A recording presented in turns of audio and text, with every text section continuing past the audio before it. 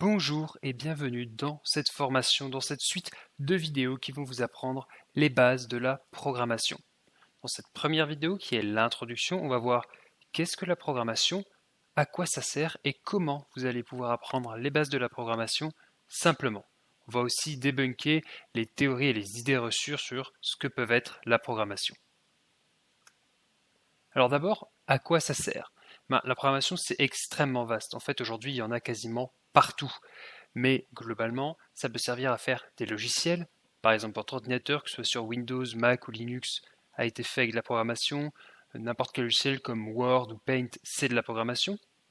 Donc peut-être que vous voulez apprendre la programmation pour faire des logiciels, mais vous pouvez aussi faire des sites internet, n'importe quel site internet, même quand c'est fait avec des builders visuels comme on a maintenant, où il suffit juste de glisser des composants pour faire l'interface du site. Même ça, derrière, il y a en fait de la programmation. Ou par exemple dans les jeux vidéo. Bien entendu, aujourd'hui, n'importe quel jeu vidéo est fait avec de la programmation.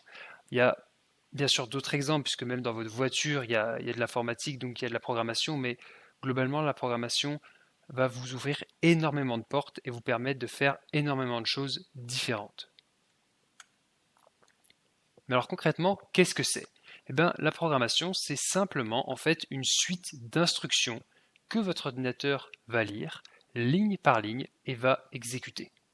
Durant mes études, on m'a souvent fait l'analogie de la recette de cuisine, et c'est quelque chose qui est pas mal utilisé dans les tutos et les formations, et qui est assez pertinente. L'idée, c'est qu'en fait, on compare la programmation à une recette de cuisine, puisque c'est la même idée, c'est une suite d'instructions qu'on doit lire ligne par ligne dans l'ordre, sinon ça marche pas. Si vous mettez la pomme avant la pâte de la tarte aux pommes, eh ben ça va pas être très très bon. Et donc l'idée, c'est que comme une recette, comme dans le développement, dans la programmation, eh bien vous allez suivre la première étape, donc par exemple couper les pommes, puis la deuxième, donc étaler la pâte, puis la troisième, mettre la compote de pommes au fond du plat, etc. Et donc ligne par ligne, vous allez pouvoir créer un programme ou un plat dans la recette. C'est en gros à peu près l'idée. Alors, il y a pas mal d'idées reçues, bien entendu, sur la programmation. La première étant que c'est difficile et ça serait réservé à une élite intellectuelle. Il faut être vraiment très intelligent pour pouvoir faire de la programmation. Eh bien non, les bases de la programmation ne sont pas du tout difficiles, c'est par contre de la logique. Alors comme dans n'importe quel domaine, dans le dessin, dans le sport, etc., il y a des gens qui vont avoir plus ou moins de facilité.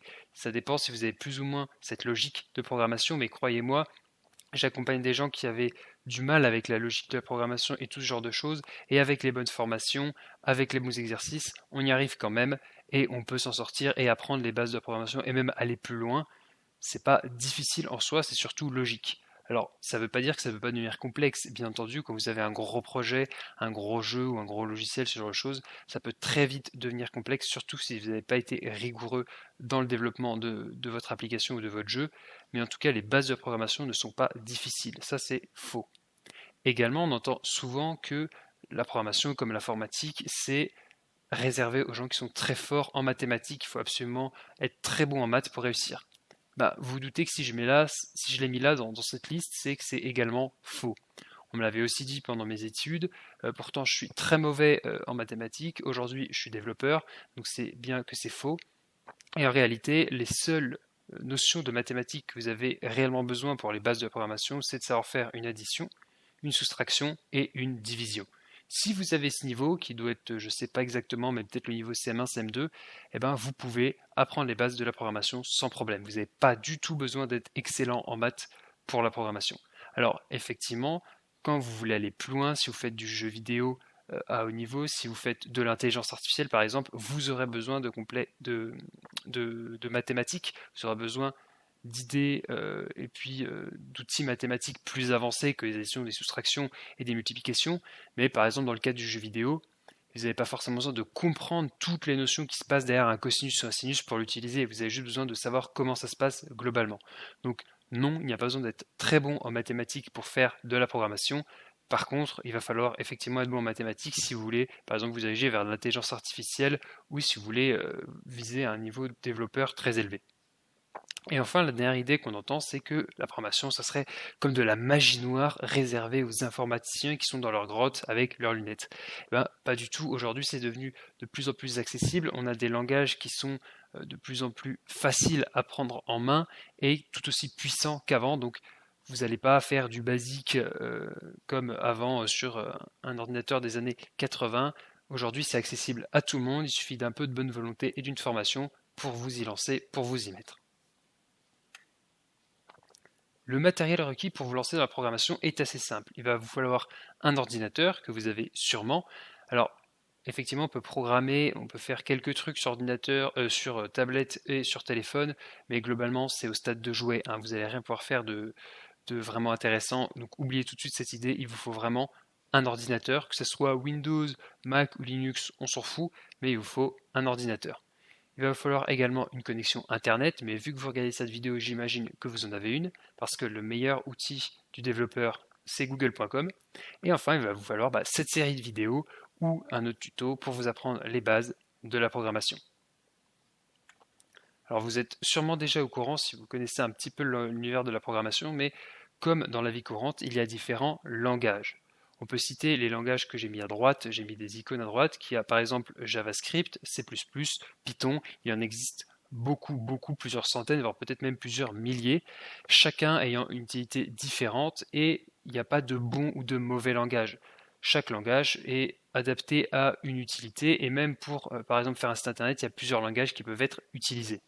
Il y a néanmoins plusieurs différences qu'il faut que vous connaissiez. D'abord, c'est la syntaxe. Comme dans la vie réelle, tous les langages se ressemblent. Par exemple, de l'anglais au français, la construction globale, c'est la même. Il y a une majuscule, il y a des points, il y a des mots, ça forme des phrases, etc. Dans la programmation, c'est pareil. La construction, c'est pareil. Il y a tout le temps des variables, des fonctions, etc. Mais les syntaxes changent, les mots-clés changent, la façon d'écrire les choses sont un petit peu différentes. Donc, voilà, tous les langages ont leur propre syntaxe, mais si vous savez programmer, vous pourrez passer d'un langage à un autre sans trop de difficultés. Il y a également une différence, on ne va pas rentrer du tout dans le détail, mais entre le langage compilé et interprété. Par exemple, le C++, c'est un langage compilé. Quand vous écrivez votre code, il est nécessaire de le compiler. Donc votre ordinateur va le transformer en gros en langage compréhensible pour lui. Et ensuite, il va pouvoir exécuter un programme, comme un jeu vidéo par exemple. Alors qu'il y a des langages comme le JavaScript qui sont interprétés, où ils sont directement exécutés sur votre navigateur web et ils sont lus en temps réel, entre guillemets. Alors, c'est bien plus complexe que ça, mais on ne va pas rentrer dans le détail, mais c'est important que vous connaissiez les différents types de langage. Il y a également des différences au niveau des types. Je ne vais pas non plus rentrer dans le détail, mais voilà, il y a du typage statique, du typage dynamique. C'est pas utile à ce terme de votre apprentissage, mais il faut que vous soyez au courant quand même que ça existe. Et enfin, chaque langage a son utilité. Dans un monde incroyable, vous pouvez utiliser n'importe quel langage pour faire n'importe quoi. Bon, dans le concret, on ne fait pas vraiment ça. Par exemple, le JavaScript, ça sera surtout aujourd'hui utilisé pour du web.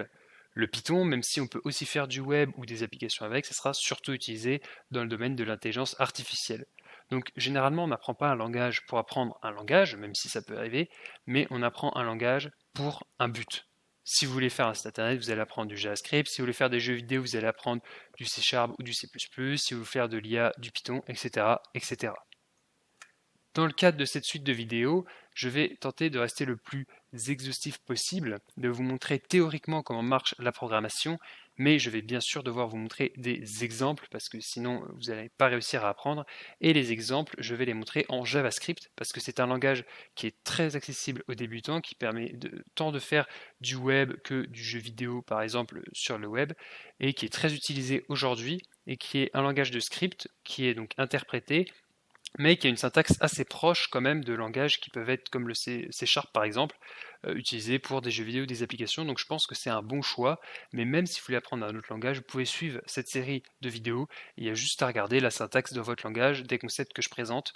En tout cas, les concepts de cette série seront tous universels. Hein, tous les langages ont des variables, des fonctions, des boucles, etc. Donc vous pouvez suivre cette série ou aller voir un épisode particulier si vous avez du mal sur telle ou telle notion.